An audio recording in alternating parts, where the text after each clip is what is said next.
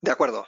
Bueno, pues bienvenidos a ARSYS. Vamos a comenzar una sesión en la cual vamos a ver Node.js o Node.js y la base de datos MongoDB, que es una base de datos un poco particular, no sé si la conocéis, pero es una de esas no SQL que, bueno, luego hablamos sobre ello. Entonces es una sesión que tiene bastante contenido. Vamos a ver si vamos a un buen ritmo y podemos verlo todo bien. Bueno, este es el calendario o el tema que tengo para el día de hoy. Vamos a ver, como decía, Node.js. Luego vamos a ver Express porque al final, si no hablamos de Express, que es una especie de framework para trabajar con Node.js y poder hacer lo que sería sitios web, pues nos quedamos un poco cojos porque, claro, muchos de nosotros deseamos aprender Node.js justo para aprender a hacer o utilizarlo en el entorno del desarrollo web. Y luego, pues la base de datos Mongo, pues porque es un aliado muy habitual en este tipo de aplicaciones. Bien, entonces vamos con ello. Vamos primero a hacer una introducción rápidamente a Node.js o Node.js, que es una plataforma de ejecución de JavaScript fuera del navegador. Como plataforma de ejecución es como, pues eso, es un motor, el mismo motor de JavaScript que está en el navegador Chrome, lo sacaron del navegador y lo pusieron para que podamos utilizarlo en cualquier circunstancia, en cualquier tipo de aplicación, cualquier tipo de programa, en cualquier tipo de software, en definitiva.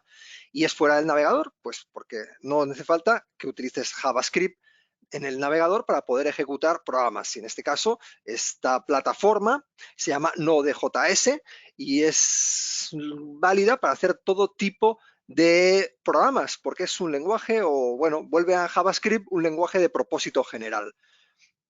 Y aquí hay una confusión habitual, que es que pensamos que Node.js es una plataforma web. Pues no, realmente yo puedo hacer cualquier cosa con Node, pues por ejemplo, programas de consola, programas de escritorio, programas por supuesto para la web, etcétera. ¿De acuerdo? Inclusive, pues bueno, aplicaciones para móviles o aplicaciones, herramientas también para el desarrollo, etcétera. Hay muchas aplicaciones de lo que es el lenguaje, no solo para la web, aunque en la charla de hoy sí que vamos a centrarnos básicamente en lo que es la parte de la web.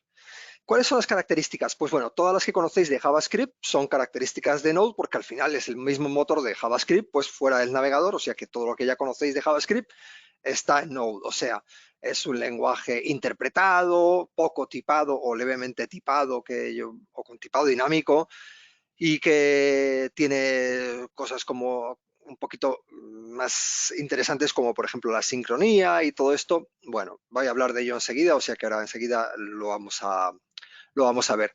Datos o detalles importantes que hay que destacar, aparte de todas las características de JavaScript. Node.js se ejecuta un solo hilo, solo tiene un hilo de ejecución. Hay lenguajes que son multi-hilo, pero este es single thread, que es que solo tiene un hilo de ejecución y todo lo que vaya a hacer Node.js lo hace en un hilo de ejecución. Y luego no es bloqueante. Estas dos características me parecen muy importantes y las vamos a ver un poco al detalle. PHP, digamos, a la hora de, esto es un poco confuso, pero porque PHP es un lenguaje y es un lenguaje de programación, pero que nosotros lo utilizamos generalmente dentro del contexto de la web y utilizamos Apache como servidor para las páginas web. El caso es que cuando nos entran varias solicitudes al servidor Apache, en este caso yo he puesto aquí PHP, pero casi que sería mejor haber puesto un logo de Apache con el PHP al ladito. Pero bueno, cuando entran varias solicitudes a la página, a un servidor Apache, lo que hace ese servidor es servirlas todas a la vez. ¿Y eso cómo lo hace? Pues que crea varios procesos de ejecución dentro del servidor y cada proceso atiende la solicitud. Pues cuando lo atiende el primero, pasa por Apache y luego, pum, le devuelve la página web. Si otra persona está atendiendo a la vez, pues se crea otro hilo de ejecución y esos hilos de ejecución pueden trabajar en paralelo. En paralelo, inclusive si el ordenador o el servidor tiene varios cores, pues los podrá ejecutar pues literalmente en paralelo, ¿no? El caso es que esto es multihilo, ¿de acuerdo? Es una arquitectura habitual de muchos lenguajes de programación, pero luego tenemos Node.js, que esto es de un único hilo. Es decir, que cuando una persona me solicita una cosa Node.js y luego viene otra persona detrás y otra persona más, se las apaña para en un único hilo de ejecución responder a las tres personas. ¿De acuerdo? Entonces, en principio, la arquitectura multihilo, pues claramente mejor que la de un único hilo. Pues sí y no, porque Node.js es un lenguaje no bloqueante y esa es otra característica que pega muy bien con ser de un único hilo. ¿Y qué significa ser no bloqueante? Pues bueno, cuando esas tres personas entran dentro de Node.js y hacen una solicitud casi al instante, lo que hace Node.js es atenderlas y bueno, lógicamente, como solo tiene un hilo, atiende primero al primero al que le ha entrado, por unos milisegundos aunque sea, pero hay alguien que atiende primero, ¿no? Y lo que pasa es que hay determinadas características o determinadas acciones dentro de Node.js en su flujo de ejecución que son características que pueden demorarse o pueden tardar un poquito de tiempo en responderse. Por ejemplo, una llamada a la base de datos. Tiene que consultar con el servidor de MySQL o el servidor de Mongo, cualquier servidor de base de datos, y el servidor tarda un poquito en responderle. O a lo mejor tiene que hacer una consulta a un servicio web externo, por ejemplo, consultar el tiempo que va a hacer una ciudad para presentarlo en la página, o hacer una escritura en un fichero de disco. Todo esto son tareas que tarda un poquito porque, bueno, tiene que escribir en el fichero de disco, pues tendrá que decirle al sistema operativo, pues bueno, escríbeme en tal fichero tal información, o consulta un API, pues tendrá que esperar a que ese servidor le dé la respuesta. Entonces, todos estos procesos que van ocurriendo naturalmente en un código fuente de cualquier lenguaje de programación, no bloquean la ejecución del código. O sea, en PHP, ¿qué ocurriría con una base de datos? Cuando PHP solicita algo a MySQL, MySQL puede tardar unos milisegundos o puede tardar, si es una consulta compleja, un segundo, 2 segundos, 3, 4 en responder. Todo ese tiempo, el hilo de PHP permanece esperando a que MySQL le dé la respuesta, pero un lenguaje no bloqueante como Node.js, cuando recibe una llamada, lo que hace es que él libera la ejecución de ese hilo y simplemente él, a la persona que solicitó la base de datos lo deja esperando hasta que esa base de datos le dé la respuesta. Y durante todo ese tiempo él es capaz de atender a otras personas. O sea que llega el primero, consulta la base de datos y este se queda esperando y enseguida atiende el segundo. El segundo le pide hacer una consulta a un servicio externo, lo deja esperando y ya está atendiendo el tercero. Y este hace una escritura en disco y mientras tanto el primero ya terminó la base de datos y bueno, él en un único hilo es capaz de atender de una manera muy eficiente a cualquier cantidad de solicitudes porque sus procesos o su proceso de programación no es bloqueante. ¿De acuerdo? Y eso es muy bueno. ¿Por qué? Porque hace que Node.js con un servidor de unas características muy bajitas, muy rudimentarias, es capaz de atender a gran cantidad de tráfico gracias a que no se bloquea en cada una de las cosas que va a hacer.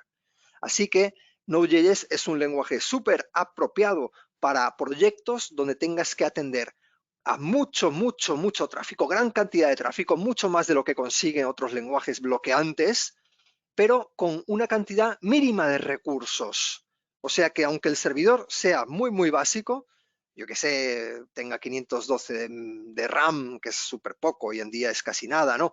Pero un único core, pues es capaz de atender a un montón de usuarios que entren concurrentemente a la aplicación sin que estos usuarios, digamos, noten que sea un servidor lento, ¿de acuerdo? Entonces, Node.js es muy interesante para tipo de proyectos donde tengamos eso, alto volumen de tráfico y donde tengamos o queramos invertir poco en infraestructura y tengamos, por lo que sea, porque tenemos un servidor bajito de características o porque no queremos directamente invertir mucho en esto.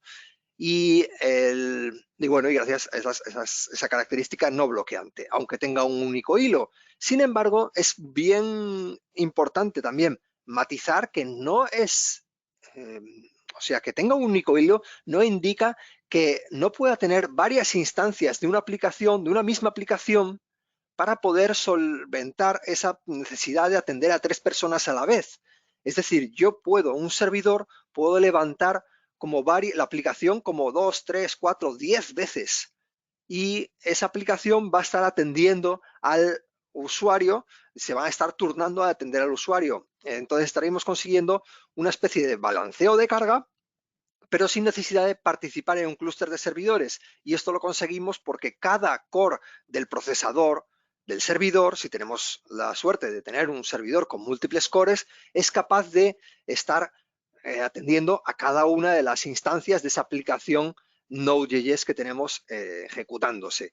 Y así podemos tener ese balanceo de carga entre todas las aplicaciones de Node.js que están en el mismo servidor con un único servidor, con lo cual estamos también otra vez ahorrando en infraestructura y facilitándonos lo que es la gestión del servidor. Con un servidor atendemos un montón de tráfico en vez de necesitar una granja de servidores, ¿de acuerdo? Bien, pues esas son las características de Node.js. Vamos a ver ahora, para ir combinando un poquito de teoría y un poquito de práctica, vamos a ver un pequeñito ejemplo que tengo yo aquí hecho con Node.js. Bueno, no lo tengo hecho, pero lo voy a copiar y voy a pegar en un instante. Vale, esto es un código JavaScript, pero también, como digo, es un código Node.js, porque al final Node.js es el JavaScript pues llevado fuera del navegador. ¿Cómo lo voy a ejecutar? Bueno, pues en vez de ejecutarlo con el navegador, lo voy a ejecutar con la consola. Primero, muy importante, tenéis que haber descargado Node.js en vuestro ordenador, lógicamente. Y aquí con Node.js pues podéis descargar la LTS, que es una versión de largo soporte, o bien la versión actual. Es un poco indiferente, siempre que tengáis una versión medianamente actual, no sería interesante a lo mejor estar trabajando con una versión 4, 8.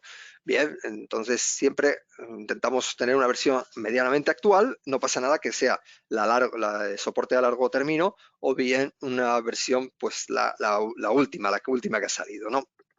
Entonces, para poder instalarlo, básicamente os sale para descarga. Si no sale, a mí me sale para descarga en Mac, pero si no, vosotros estaréis descargándola en vuestro sistema operativo, que normalmente os va a aparecer aquí el sistema operativo con el que estáis trabajando. Y si estáis en Linux, pues esto se hace a través de los repositorios de software y, bueno, básicamente a través de comandos. Los que estáis en Linux más o menos sabéis de lo que estoy hablando. Pues bueno, el caso es que una vez que lo tienes, si en caso de Windows y Mac es un instalador, se instala un periquete, ya puedes tener en tu ordenador la posibilidad de ejecutar lo que sería pues programas hechos en Node.js. Mirad, aquí tengo un terminal en el cual pues ya tengo abierto con una carpeta que es justamente la misma que tengo abierta con el editor. Si hacemos aquí un ls-l o miramos el listado, veis que tengo aquí ej1 y es el mismo archivo que tengo aquí. Entonces, este archivo lo que hace es una cuenta desde 1 hasta 100 y en pasos de 1 a 1 me muestra ese numerito actual. Pues yo escribo node y espacio el nombre del archivo, ej1, y ya directamente me ejecuta ese código de Node.js. Es un código muy sencillo, pero bueno, simplemente para que hiciésemos una prueba de cómo ejecutar unos archivos de Node.js en la consola de línea de comandos, ¿de acuerdo? Luego este editor que se llama Visual Studio Code, si tú aquí haces un abrir en terminal, pues casi estás más cómodo que podéis ejecutar el mismo archivo pero aquí desde el propio editor y no tenéis que andar sacando la ventana del terminal, etc. Y esto es básicamente lo que es Node.js, básicamente sacar lo que es el JavaScript fuera del navegador y a partir de ahí tengo un lenguaje para hacer todo tipo de aplicaciones. Puedo hacer aplicaciones, como decía, de consola, como en este caso, aplicaciones de escritorio. Hay muchos programas que incluso a lo mejor los utilizáis en vuestro día a día y que a lo mejor no lo sabéis que están hechos con Node.js. El caso es este mismo editor que estamos trabajando, está hecho con Node.js. Entonces, hay muchos otros programas que se utilizan en el día a día que también están hechos con esta plataforma de ejecución de JavaScript. Bien, entonces, hasta aquí una pequeña introducción. Si quieres, hacemos una primera pausa para hacer alguna preguntilla antes de hablar de Express. De momento no han entrado preguntas Venga, si pues alguien quiere continuamos con la preguntar ahora, presentación. pero si no continúa, yo creo, porque sí. Venga. Perfecto.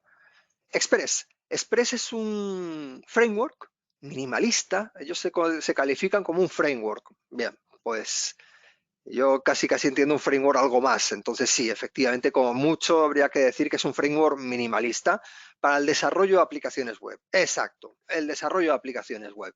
Express es un gran aliado para poder crear aplicaciones web utilizando Node.js. Aplicaciones web del lado del backend, porque sabemos que si estamos hablando del lado del frontend, o sea, el lado del cliente, pues estamos hablando de JavaScript dentro del navegador. Pero si ya queremos utilizar Node.js para utilizar este lenguaje para hacer aplicaciones web, pues son aplicaciones web del lado del servidor o lo que le llamamos backend y te sirve para hacer este tipo de aplicaciones. Express te sirve para hacer aplicaciones de cualquier tipo, puede ser aplicaciones basadas en contenido, pero es muy habitual hacer aplicaciones basadas en lo que se llaman las API REST, APIs o servicios web que tú puedes consultar desde las aplicaciones frontend y recibir los datos de la aplicación y directamente con JavaScript, con un framework tipo Angular, Vue, que veremos en otras emisiones aquí en ARSID más adelante, pues podemos utilizar los servicios web para poder presentar al usuario la información. ¿De acuerdo? Entonces, es mucho más común utilizado para servicios web y digamos que aunque yo pudiese con Node.js, solo con Node, crear esta misma infraestructura o el código para poder dar al usuario un contenido para la web, pues generalmente se utiliza algún framework con Express porque te da muchas capacidades ya listas y que no tienes que programar tú desde cero, ¿de acuerdo? Pero básicamente, ¿qué hace Express? Levantar un servidor web, es decir, que si con PHP nosotros necesitamos Apache para poder funcionar, Node.js ya, él de por sí, ya hace las veces de servidor web, como Apache o como cualquier otro servidor web que podáis necesitar, y de escuchar solicitudes HTTP, o sea, el protocolo con el cual se atiende a la web, en un puerto. Y una vez que recibe o que recibe una solicitud, pues él directamente devuelve el contenido para el cliente. ¿De acuerdo? Eso es básicamente lo que es Express. Una manera de trabajar con Node.js que nos permite atender solicitudes HTTP, lo que sería un servidor web. Bien, ¿cómo instalamos Express para poder empezar a trabajarlo y hacer un pequeño ejemplo? Bueno, lo instalamos vía NPM. NPM significa Node Package Manager y básicamente es el gestor de paquetes de Node. Básicamente, ¿esto qué significa? Bueno, cuando yo estoy desarrollando software, generalmente no desarrollo todo de 0. Generalmente siempre empezamos teniendo alguna librería, algún software en el cual nosotros nos basamos para desarrollar nuestro propio software. Y estos son lo que se llaman las dependencias, que en el caso de Node.js se conoce como paquetes. Yo puedo instalar un montón de paquetes para desarrollar mi propio software, pero no hacerlo desde cero, empezando todo el código como si no hubiese nada del mundo, sino empezando el código a través de lo que sería otro software que otras personas hayan puesto a disposición de manera pública o privada. También puede haber paquetes privados, pero generalmente ya sabéis que el mundo de hoy en día se mueve por el software libre y al final casi todos los paquetes, por lo menos los más importantes, están todos liberados y los podemos utilizar aquí perfectamente. ¿Y cómo los instalo? Pues básicamente lo utilizo a través de npm. npm no es más que un programa de consola, en el cual yo puedo lanzar comandos y me sirve para instalar estas dependencias, estos paquetes que yo voy a utilizar para el desarrollo de mi propio software.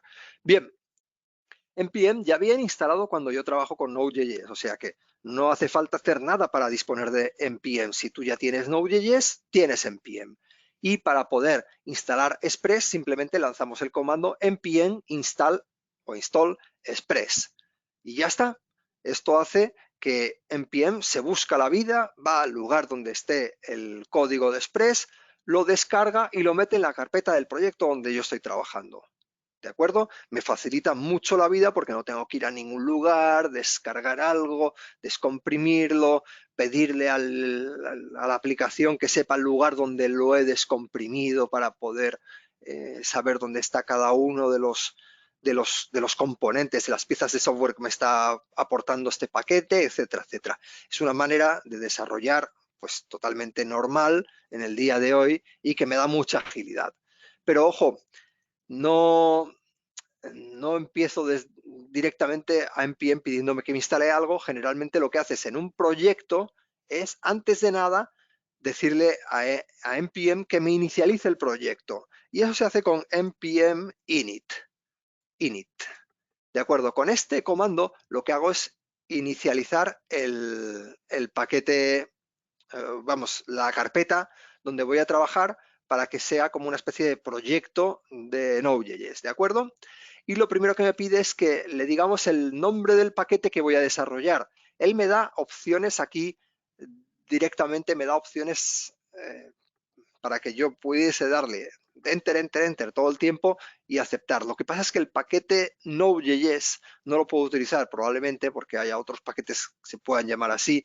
Entonces voy a poner aquí Node Arsis, ¿de acuerdo? Y así tenemos un paquete con un nombre propio, ¿no? No puedo utilizar así nombres muy comunes para evitar que haya otros paquetes que puedan tener ese mismo nombre y colisionen con el mío. Bien, aquí es la versión, ahora todo lo demás le voy a decir que ok, lo que me da opciones por defecto, le voy a decir que sí y ya está. Él lo que ha hecho ahora es crearme un archivo package.json que es una especie de diario, de cuaderno, donde indica que todas las características de mi proyecto y sobre todo además todas las dependencias que tiene mi proyecto. Abrir el package.json y veréis cómo tiene un poco todas las cosas que yo le he dicho que ok al hacer npm init.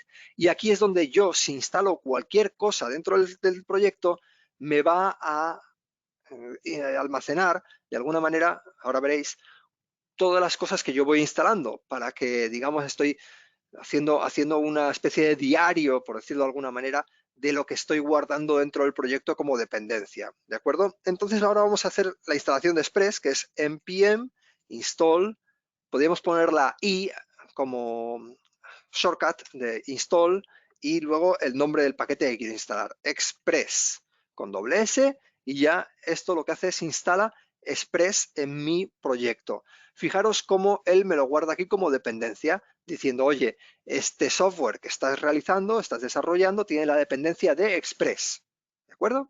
Y aquí vemos que nos ha creado una carpeta que se llama Node Modules o Node Modules, que tiene todas las dependencias que se han instalado al instalar Express. Y vosotros diréis, pero Miguel, si solo hemos pedido que instale Express. Y sí, efectivamente, Express tiene que estar por ahí, de hecho está aquí, pero Express a su vez tiene dependencias. Y seguro que hay dependencias de Express que a su vez tienen dependencias.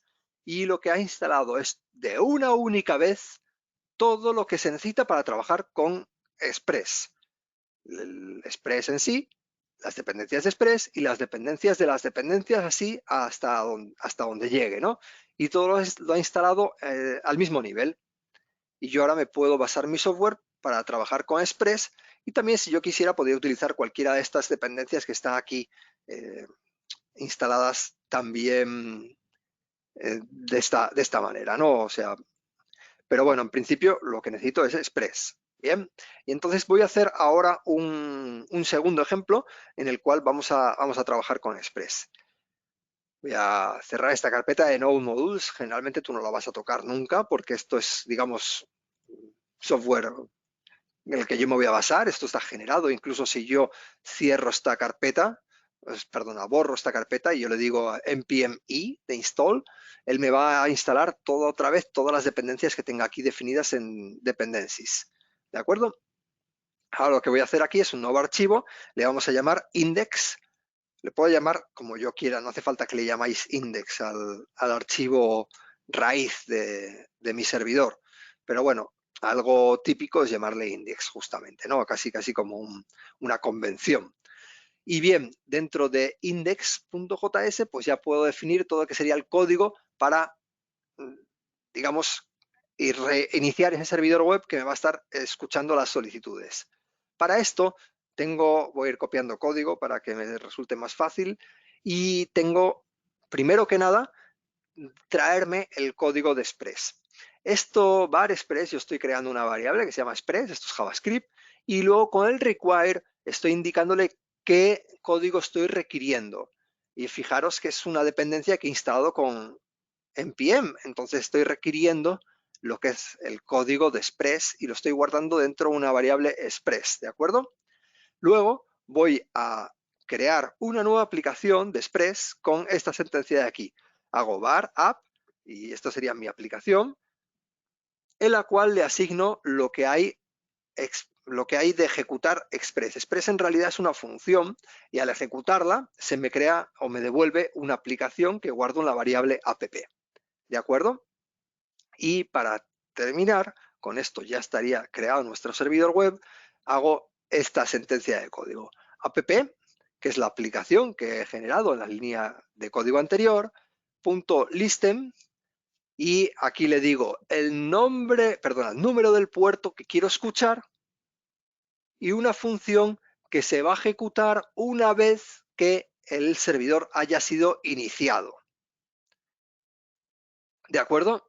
Y aquí, una vez que está iniciado, bueno, simplemente estamos mandando un mensaje. Servidor funcionando en localhost 3001. Bien, pues ahora vamos a ejecutar node index y vamos a ver lo que pasa. ¿Veis? Me sale un mensaje como informando que ya tengo el servidor funcionando en ese puerto. Si ahora ya entro, puedo copiar y pegar, pero vamos, si aquí le doy control más clic, me abre directamente esta URL. Dice localhost 3001 y dice cannot get var. Bien, esto es como una especie de error, pero es normal. ¿Por qué? Porque yo no le he indicado a Node.js ni a Express qué es lo que quiero hacer, en qué rutas de aplicación va a tener esta aplicación. Él no se las puede inventar, lógicamente. Entonces, directamente aquí dice que no puedo encontrar barra. Barra es básicamente la ruta a la que intento acceder. Es, pues eso, la ruta que hay en la raíz, ¿no? Y dice, no tengo nada en la raíz, no te puedo mostrar ningún contenido. Esto es como un error, ¿de acuerdo? Entonces, ¿cómo podíamos nosotros conseguir que nos mandase algún contenido para que, oye, nos muestre algo en esa ruta de la raíz, ¿no? Entonces, aquí sería un siguiente bloque en el cual tenemos a la misma aplicación que habíamos hecho hace un instante, un método que se llama get. Get es el método que HTTP utiliza cuando yo escribo en el navegador cualquier ruta, digo, vale, pues arsis.es, enter, le hago un get, una solicitud de tipo get a la URL home del dominio de Arsis.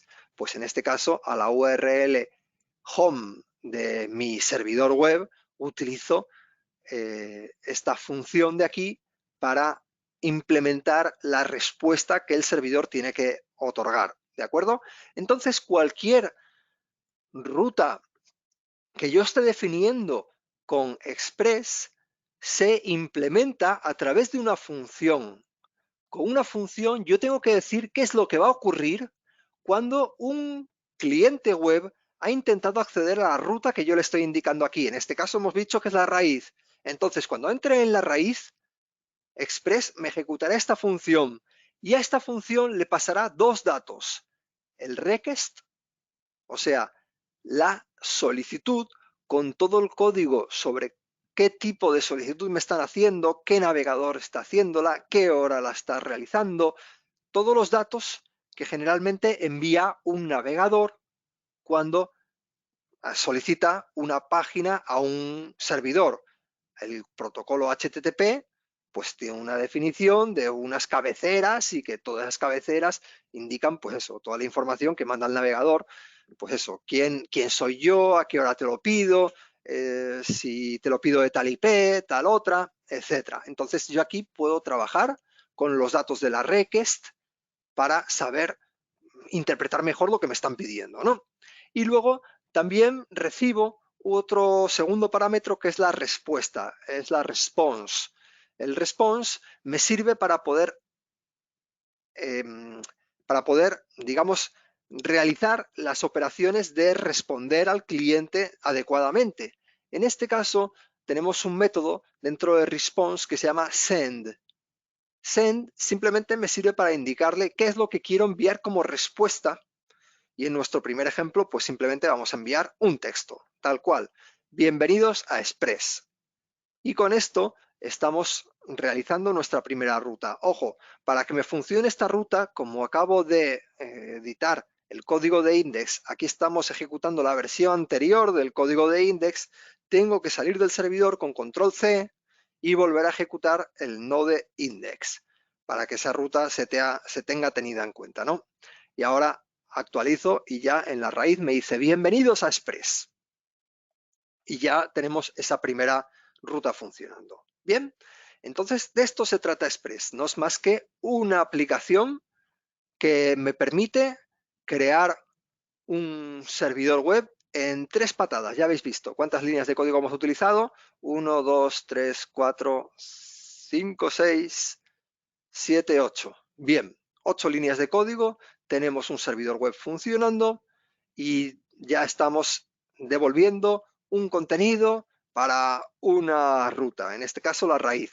Hombre, sí, un sitio web complejo pues puede ser decenas o cientos de rutas y todo esto puede ser todavía mucho más complejo, lógicamente, pero bueno, lo que es la infraestructura o la base de mi proyecto la tengo funcionando de una manera muy, muy rápida y con un código que yo creo que es por lo menos medianamente entendible, espero que sí, que os haya parecido así en este primer punto, ¿no? Y bueno, aquí tenemos unas diapositivas sobre cómo realizar trabajo con Express. Ya paso a la siguiente, que es hablar un poquito de MongoDB, que es la base de datos que venimos a utilizar en el día de hoy, que veremos un ejemplo también ahora. Solo han hecho de momento una pregunta que no va directamente relacionada, pero han preguntado que qué editor estás usando, que yo creo que es un tema que sale casi todas las veces. Sí, Sobre qué editor te gusta más y en este caso, ¿cuál es el que estás usando ahora?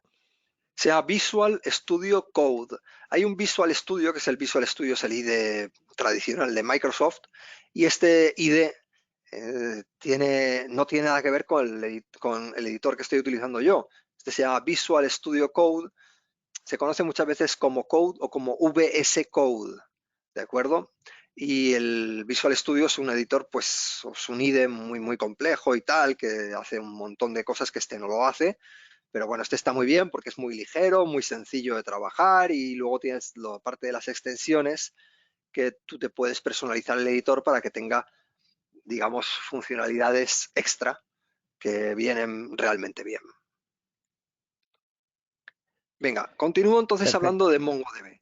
MongoDB es un sistema gestor de base de datos y tiene una característica que es una base de datos no SQL. Pero antes de esto, quiero aclarar que, aunque muchas veces se habla de MongoDB y Node y MongoDB, bueno, bien, pero hay que aclarar que Node.js soporta pues prácticamente o sin prácticamente todas las bases de datos que podéis encontrar, o por lo menos las populares, existen drivers o paquetes para poder conectarnos con esas bases de datos. O sea que utilizar MongoDB no es una necesidad dentro de lo que es el desarrollo con Node.js. Es una más de las bases de datos o de los sistemas gestores de bases de datos que podemos utilizar, ¿de acuerdo? Y entonces, ya yendo a MongoDB en concreto, ¿qué es MongoDB? Como digo, es una base de datos no SQL, not only SQL. ¿Quiere decir esto? ¿Qué quiere decir? Pues que es una base de datos que no se ataca solo con SQL, básicamente. La diferencia entre las bases de datos tradicionales y las no SQL es básicamente que las bases de datos tradicionales, las que conocemos en nuestro día a día, están organizadas en tablas. Y ya sabéis que las tablas tienen relaciones unas con otras para poder acceder desde unas tablas a contenido que haya otras que tengan relación con la tabla que estamos consultando. Por ejemplo, voy a acceder a los clientes y digo, ahora dame todas las facturas de este cliente, ¿no? O dame todos los, los productos que tiene determinada factura o dame todos los productos que compró un cliente en todas las facturas que le hemos emitido, ¿no? Entonces, todo ese es un tipo de base de datos tradicional que se llama base de datos relacional. Las bases de datos como MongoDB son bases de datos que se organizan de otra manera. Y ellos se organizan en colecciones de documentos. En vez de tener el concepto de tabla, tengo el concepto de colección. Y en vez de tener registros en las tablas, tengo el concepto de documento. Al final dices, bueno, hemos cambiado los nombres, pero ¿para qué? Una cosa muy interesante, que es que los documentos no tienen por qué ser todos iguales, ¿de acuerdo? Y es la característica más importante de las bases de datos documentales, también se llama, ¿no? En estas, digamos que no es necesario que en un documento pues un cliente, si estoy haciendo una colección de clientes, un cliente tenga los mismos datos que el siguiente cliente. No hay un modelo de datos estricto que defina un cliente, sino que cada cliente puede tener los datos que sea de manera arbitraria, pueden tener unos más, otros menos, y esto no le resulta un problema a las bases de datos de este tipo, ¿de acuerdo? Y al final, ¿qué es un documento? Pues un documento no es más que un número de datos que están relacionados con clave valor, clave valor, clave valor. Por ejemplo, cliente, si estamos diciendo un documento cliente, pues nombre, el valor de su nombre, el DNI, el valor de su DNI. Al final es muy parecido a lo que sería un registro, una tabla, pero la diferencia es que este cliente a lo mejor, pues yo qué sé, como es un cliente extranjero, pues a lo mejor tiene un código de área para el número de teléfono, y este, como es un cliente español, pues no tiene el código de área y no hay ningún problema. O de repente nos viene un cliente raro que es un conjunto de empresas, pues yo puedo tener dentro de una colección, pues otra colección que diga, vale, pues a ver, ¿cuáles son las empresas que están dentro de este cliente? Pues todas estas de aquí. Y es algo que es algo propio de ese registro y de nada más. Bien, entonces básicamente esa es la diferencia fundamental entre unas bases de datos y otras. Pero ojo, no siempre es interesante utilizar bases de datos documentales. El otro día, ahora como estamos en esta situación de alarma y tal y cual, yo creo que hay muchas personas que estamos queriendo aprender cosas nuevas y aprender, sacar adelante proyectos que a lo mejor no teníamos tiempo de hacer en otras circunstancias. Y un compañero de la comunidad me decía, oye, que quiero hacer un ERP, o sea, un sistema de gestión para mis clientes y mis cosas de la empresa, pues, y lo quiero hacer con Node.js y MongoDB. Y yo, bueno, no sé, Node.js es genial, no tengo nada que decir, es como cualquier otro lenguaje de backend, es un lenguaje estupendo, pero a lo mejor para hacer ese tipo de proyecto, a lo mejor, no sé, plantéate a ver si una base de datos relacional realmente te da mucha más facilidad, porque al final estamos hablando de clientes que tienen unos datos y que se relacionan con otros, y tener una base de datos relacional te da muchas facilidades a la hora de hacer consultas de cualquier tipo, que las que tienes con una base de datos documental, que no hay manera de relacionar las cosas bueno, entonces no es siempre que lo que le decimos, no existen balas de plata que solucionen los problemas de todos los tipos. Entonces hay que mirar cuáles son las características de las bases de datos documentales o no SQL para saber si realmente se adaptan a lo que nosotros estamos necesitando desarrollar. ¿Y cuáles son las características que entonces tengo que ver en mis aplicaciones web, o que requiero satisfacer en mis aplicaciones web para que sea adecuada o más adecuada una base de datos no SQL como MongoDB? Pues bueno, serían las tres características que tengo aquí resumidas, que son: la primera, velocidad. Las bases de datos no SQL suelen tener una velocidad mucho mayor que las bases de datos relacionales. Los motores de base de datos no SQL van realmente más rápido. Entonces, si yo necesito un servicio que tiene que ser muy rápido, atender muchas personas y hacerlo muy rápido, pues puede venir muy bien. Si es una base de datos para tu empresa que va a utilizar 4 o 5 personas, pues no es tan, los tiempos de respuesta no son tan no impactan tanto en tu desarrollo, pues a lo mejor no es tan necesario. Luego, el volumen es muy importante también. Este tipo de bases de datos funciona muy bien cuando tienes gran cantidad de volumen. Miles de usuarios, decenas de miles de usuarios a la vez, todos atacando, haciendo consultas de manera concurrente. Por ejemplo, un chat que entre 1000 personas a la vez. Pues ahí, pues sí, puede ser interesante. De hecho, sería interesante tener una base de datos documental. Cada mensaje o cada sala una colección de mensajes, y cada mensaje un documento. Entran todos súper rápido Y me da igual que sean 10.000, que sea la hora, que sea el segundo, que sea lo que sea. Volumen atiende, todo el volumen que tú quieras. Y luego otra cosa muy importante que es la variabilidad de la información. Si la información es muy variable, es más adecuada una base de datos NoSQL. Por eso que os decía que cada documento puede tener sus datos sin importar los datos que tenga otros documentos dentro de la misma colección. ¿De acuerdo? Entonces, esos son los detalles más importantes. ¿Cómo trabajar con MongoDB? Primero, vamos a instalarlo.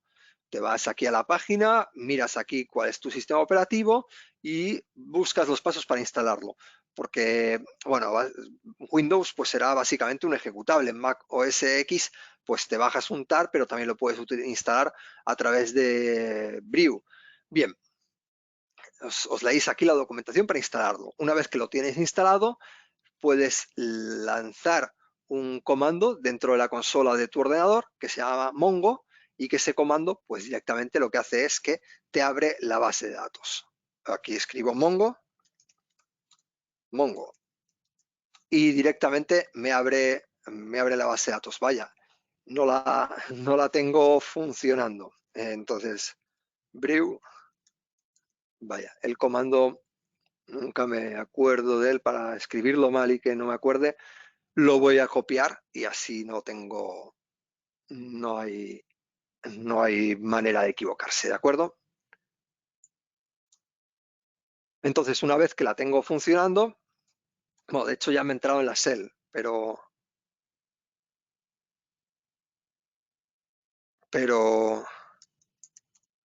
yo escribo Mongo y ya está, estoy en la shell. Y dentro de Mongo yo puedo utilizar DB para ver cuál es la base de datos que estoy utilizando. Por ejemplo, use examples para poder cambiar a una base de datos distinta. Y luego, pues aquí tengo en la diapositiva otros comandos para ver, para hacer cosas. Por ejemplo, show collections, que sirve para mostrar las colecciones que tengo en una base de datos.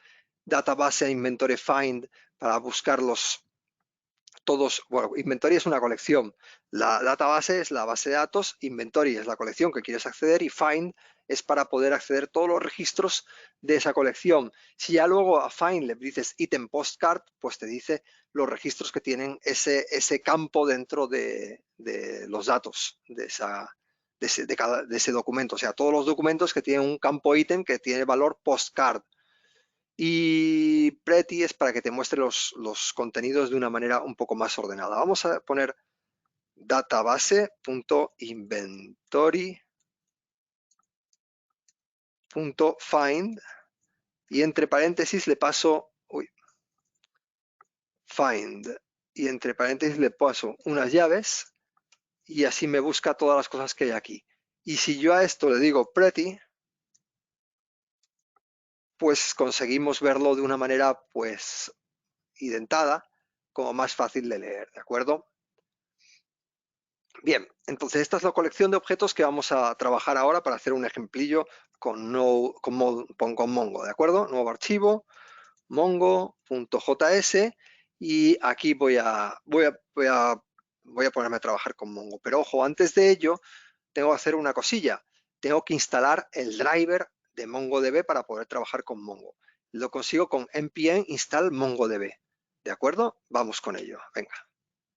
npm install MongoDB. Eso instaló el paquete, con lo cual, ¡pum!, ya se han metido más cosas en Node Modules. Y por ahí estará el MongoDB, el paquete que ahora no estoy viendo, pero que estará por ahí. Una vez que está instalado, lo que ya puedo es utilizarlo.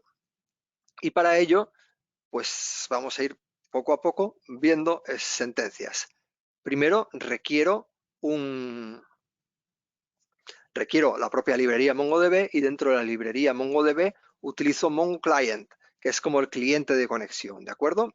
Luego tengo que voy a definir una variable con lo que sería el host de conexión Esto es como la URL de MongoDB para la conexión con la base de datos. Tiene esta sintaxis. Y aquí le pones la IP de conexión y el puerto donde está escuchando la base de datos, que este es el predeterminado. ¿De acuerdo?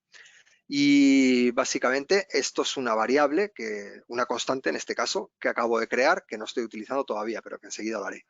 Y luego también tengo aquí lo que sería la base de datos a la que me voy a conectar, que se llama examples.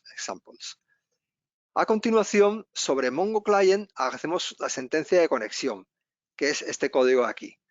Connect, le indico la URL de conexión y luego una función que se ejecutará cuando esta conexión se haya realizado. Esta función acaba con, bueno, tiene todo lo que sería el código a ejecutar cuando ya tenga la conexión. ¿Qué puede ocurrir aquí? Dos cosas. Bien que haya un error porque a lo mejor la base de datos no está activa, o bien que me devuelve el client con el que nosotros vamos a trabajar. Vamos a suponer que todo va bien y que me devuelve el client, ¿de acuerdo? Entonces lo que voy a hacer a continuación es conectarme a la base de datos que tengo que conectarme. Lo hago sobre el client le digo con el método database, le digo el nombre de la base de datos a la que quiero conectarme. ¿Veis? Bueno, aquí utilizar la URL, creo que no lo mencioné, y aquí estoy utilizando ya el nombre de la base de datos que tengo aquí definido para poder conectarme justamente a esa base de datos.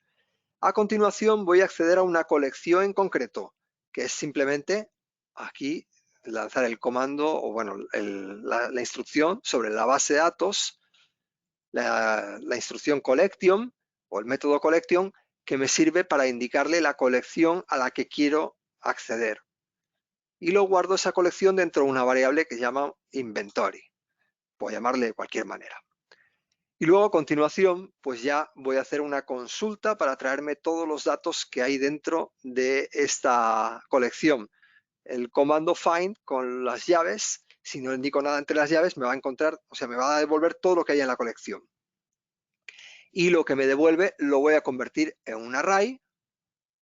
Y ya con ese array, esta función toArray, lo que me devuelve o la tengo que alimentar con una función que recibe o bien un error si se produzca un error, o bien el número de documentos que hay dentro de la colección.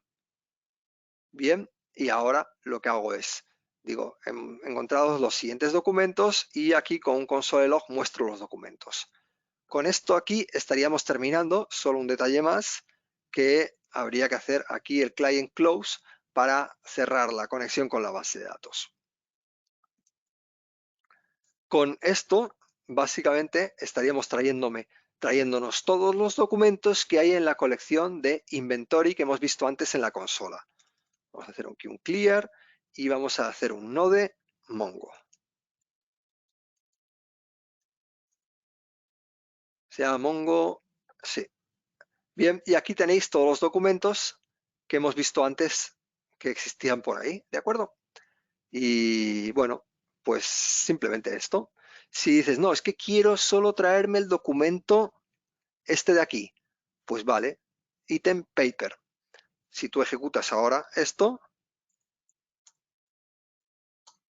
pues ya solo te da un documento, que es el documento que tiene ese ítem. Y así es como se trabaja con MongoDB. No tiene mucho más.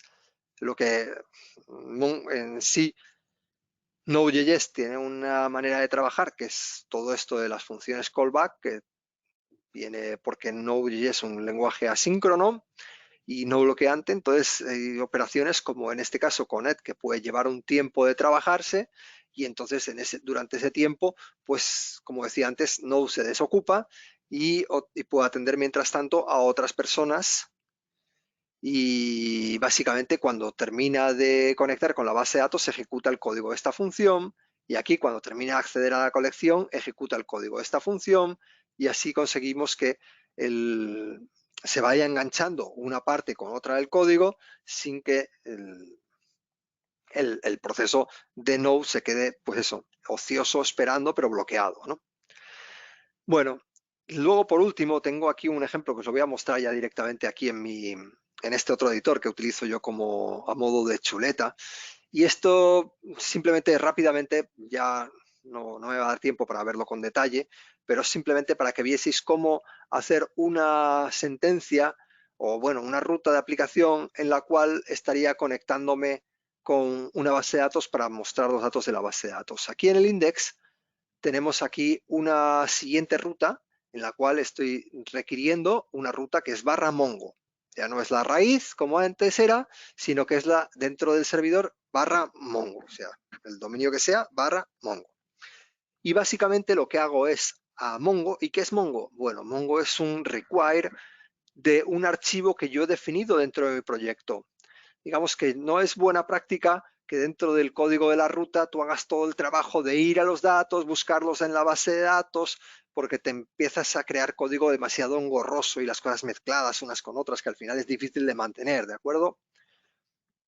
Entonces yo lo que he creado es un código que ahora veremos, Node-Express, es un código mío, que lo que hace es las tareas de ir a la base de datos y recuperar información. Pero yo esto lo he dejado en un archivito aparte, en un módulo aparte, y simplemente lo que hago es aquí un require del módulo que se hace esas tareas de conectarme con la base de datos. Y entonces tengo un método dentro de este Mongo, dentro de lo que es el módulo que he expuesto hacia afuera, tengo un método que se llama Mongo, que se llama getAll. Mongo es la variable que me traigo aquí, ¿de acuerdo? Y el getAll es un método que, bueno, me recibe todos los datos de una colección. Y luego lo que hace es que cuando recibe todos los datos, hago un send del json.stringify, o sea, recibe todos los datos en la variable data y luego con la respuesta, el response del propio Express, lo que hago es enviar, pero en vez de enviar como antes enviaba un texto, pues lo que envío es el contenido, un JSON, o sea, contenido, perdón, a un objeto, lo convierto a un JSON y eso es lo que se envía al cliente. Y en el caso de que hubiese un error por cualquier cuestión, pues simplemente voy a recibir aquí el error en el catch y muestro el error dentro de lo que es la página. Y aquí en el Mongo Express, pues veréis que el código es muy parecido a lo que teníamos. Yo lo he organizado de otra manera porque al final es una buena práctica hacer descomponer el código en distintas funciones. Tengo una función que es para hacer la conexión con la base de datos. Imaginaros que tengo un código que tiene que hacer acceso a distintas colecciones. No vas a tener un método que se conecta a la base de datos y que accede a la colección todas las veces. O sea, el código, pues bueno, tengo una función que me conecta con la base de datos. Es algo totalmente normal. Luego tengo una función que me conecta a una colección, recibiendo el nombre de la colección. Y luego tengo un getAll que lo que hace es utilizar la función que recibe enviándole la colección a la que yo quiero acceder y hacer el find y luego el toArray y etcétera, etcétera, y al final devolver el dato. Esto es un código un poquito más complejo de ver porque está organizado de una manera que, bueno, sería casi el contenido de un curso entero, porque utilizando todas las características de JavaScript, de la parte asíncrona de JavaScript, y que bueno, no tenemos tiempo para ver, pero que bueno, si os interesa podemos entrar en detalle en preguntas o verlo más adelante en otra sesión, o ya consultaros la documentación de Node.js o cualquier curso y lo podéis ir entendiendo. Y entonces, nada más, solo Ah, daros las gracias. tenemos Y un par de comentarios y alguna pregunta que además hicieron durante el registro. Eh, bueno, un asistente nos comparte que hay un Docker para Mongo y nos pasa la URL, hubdocker.com /Mongo, que lo propone pues, para no tener que instalar. muy bien. Y luego, por otro lado, bueno, pues nos preguntan que qué opinión te merece Node-RED para realizar desarrollos de Node.js, no, perdón, que yo me estoy acostumbrado a decir Node.js, Node.js, y crear páginas web, si lo recomiendas. Vamos a ver, yo lo que no harías nunca sería desarrollar bajo un apelo, digamos, sin basarme en ninguna librería. Nuestro tiempo es muy valioso y además si no le damos el valor suficiente es que estamos al final va a repercutir en que no seamos competitivos, ¿no? Entonces, utilices esa, que yo no la conozco en particular, o cualquier otra, sería importante que utilices alguna cosa. Yo, pues bueno, conozco Express, conozco Siles, pero esta en concreto no la he usado nunca, entonces no de REST has dicho, ¿no? No de red, red de rojo en inglés. Ah, no, pues no me suena, no me suena nada, pero A bueno, lo mejor habré pronunciado mal y se dirá Node-RED, pero es no de red.org. ajá. Pues eso es muchas veces entrar en GitHub y mirar las estrellitas que tiene, porque eso es un buen indicador del número de personas que lo usa y si lo usan muchas personas, pues yo creo que te puedes fiar. También mirar un poco la cantidad de- de actualizaciones que tiene el A ver, proyecto. aquí en la página web que es node-red.org hablan de low code programming for event driven applications, como programación de bajo nivel, ¿no? Entiendo, para aplicaciones basadas en eventos. No sé si estamos pensando en temas de hardware, de Raspberries y similares. o- No, hay un tipo de estilo de programación que es Drive, manejada por eventos. Pero bueno, Mm, vale. Y teníamos un par de preguntas que hicieron durante el registro también. Eh, Voy a rescatar por aquí. Vale. Mm, Nos miro preguntaban. generalmente esto. Si tiene actividad el proyecto, 2 days ago, vale, ¿Mm? pues ya que está, que tiene bastante actividad y que tiene un montón de personas confía en él, pues entonces seguro que va muy bien y que podéis verlo, estudiarlo. Al final todo esto es una apuesta. No es el, yo no lo conocía, pero no por eso no tiene por qué ser hiper conocido, como estoy viendo que sí que es bastante. Está claro que es imposible conocer absolutamente todo. Teníamos dos comentarios. Uno preguntaba por las diferencias con jQuery, espero haberlo dicho bien, ventajas e inconvenientes. Vale, digamos que son dos cosas distintas. Node.js es un, es un, es una plataforma de ejecución de JavaScript fuera del navegador y, y lo que es jQuery es una librería para el desarrollo de JavaScript dentro del navegador, para el desarrollo de interfaces gráficas y, bueno, atacar el DOM y manipular la página dinámicamente. Entonces son dos cosas totalmente distintas. No hay mucha similitud porque una cosa es que algo te sirve muy concreto para hacer algo dentro del navegador, dentro de la página web, y otro te sirve para hacer cualquier tipo de programas. ¿De acuerdo? Entonces Ok,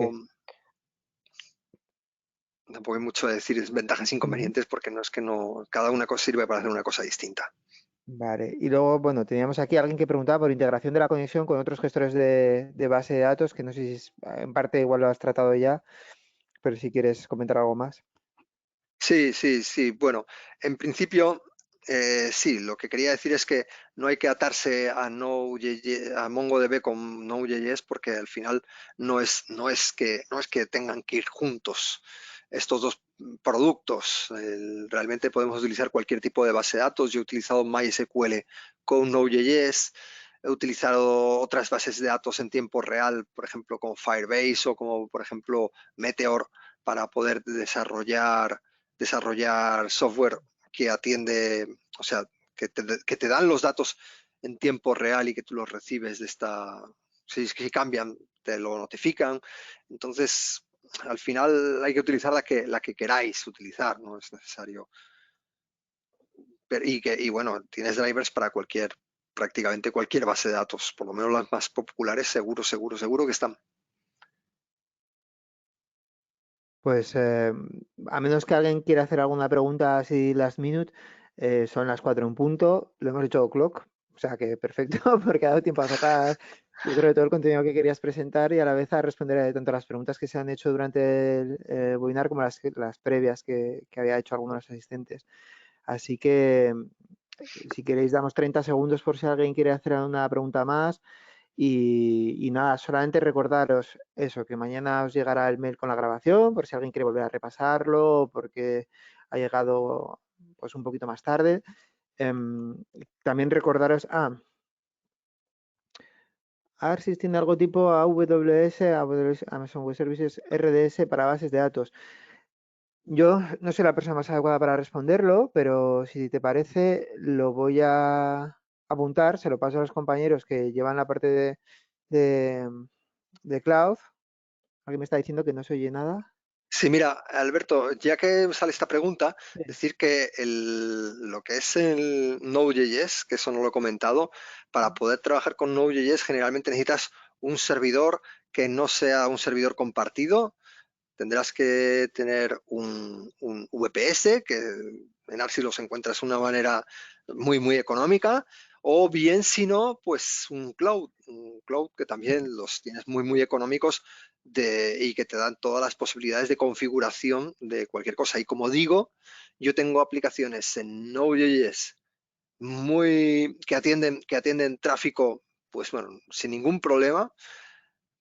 No te voy a decir que sea gran cantidad de tráfico, pero bueno, que es el mínimo servidor, el servidor con lo más barato del mundo y que funciona perfectamente, nunca ha dado ningún problema. Entonces, es una tecnología que realmente, si tú quieres invertir lo mínimo posible en un servidor, pues te va a funcionar perfectamente sin ningún problema, ¿eh? O sea que y además, por ejemplo, en el tema de los cloud, pues como tú puedes empezar con un servidor pequeñito y luego Definido. si más adelante necesitas ampliarlo, lo puedes ampliar, no habría ningún problema.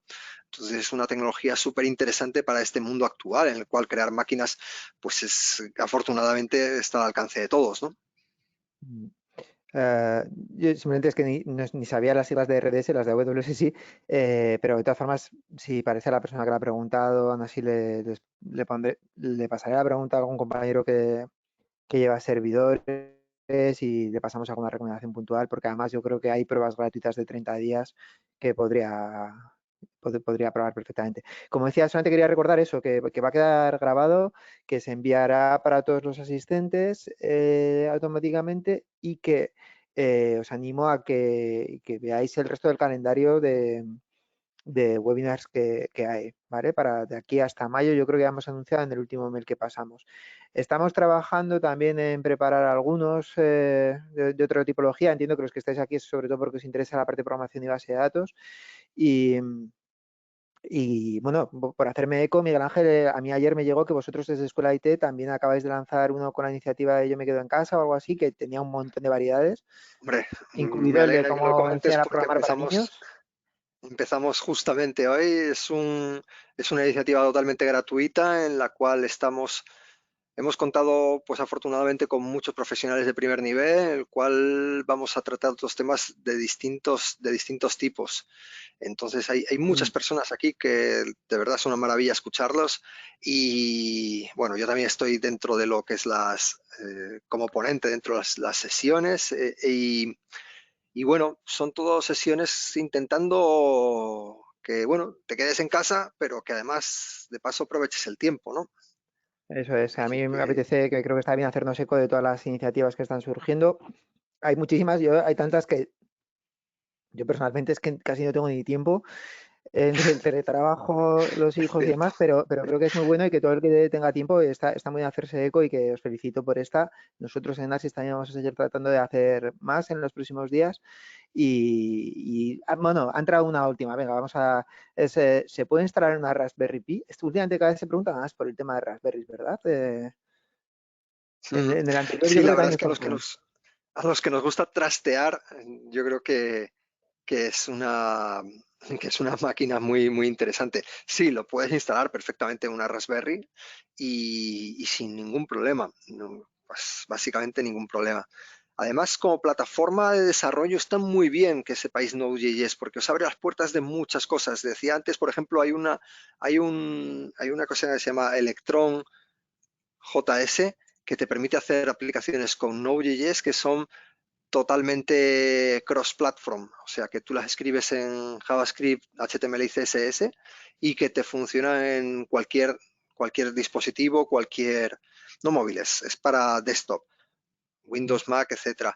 Luego, por ejemplo, el otro día en Navidades me regalaron una Alexa una de las plataformas para el desarrollo, no sé si la única, pero que es para desarrollar en Alexa es Node.js. Entonces, oye, mira, si sabes JavaScript, pues sabes Node.js, entonces, pues oye, te puedes hacer tus skills para Alexa y aunque sea, pues bueno, pasar unas tardes entretenidas, aunque sea, bueno, probando cosas nuevas. Ujú.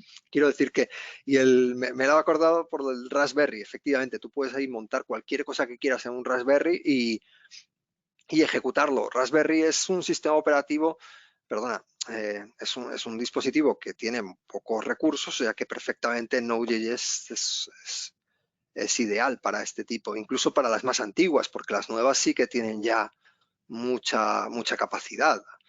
Entonces va de sobra el Raspberry para trabajar con Node.js.